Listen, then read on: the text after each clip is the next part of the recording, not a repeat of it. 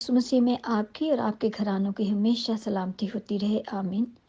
मेरे अजीज़ों, आज खुदावंद हमें अपना ज़ोर, अपनी ताकत देना चाहता है। जब हम उससे मांगते हैं, जब हम उसके बेटे और बेटियां कहलाते हैं, तो वो अपना ज़ोर हमें देता है। वो उकाबों की मानिंद हमें उड़ाता है और ज़ोर देता है। फिर हमारी सारी कमज़ोरियाँ, हमारी परेशानियाँ, सारी बीमारियाँ यीशु नाम में चली जाती हैं।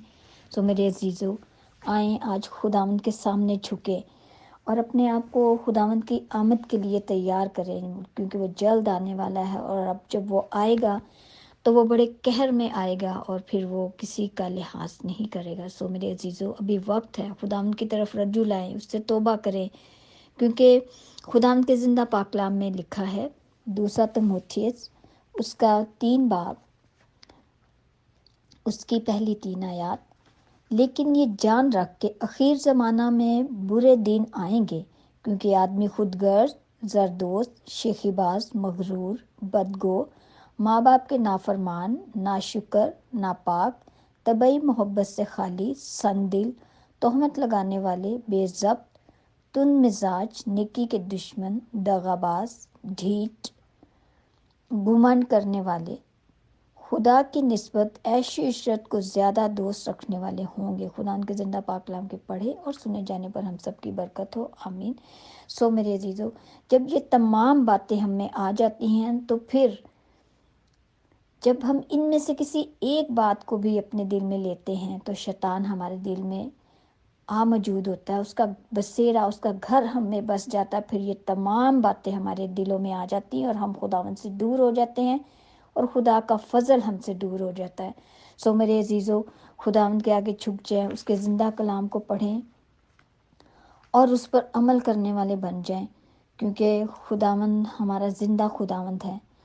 वो यहोवा यरी है, वो सब कुछ मुहैया करता है ताकि हम उसकी तरफ रज्जू लाएं।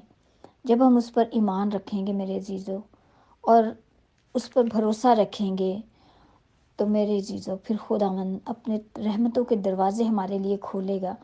फिर हमें किसी चीज़ की परवाह नहीं होगी और हम तमाम दुनियावी मुश्किलात से, बीमारियों से, हर चीज़ से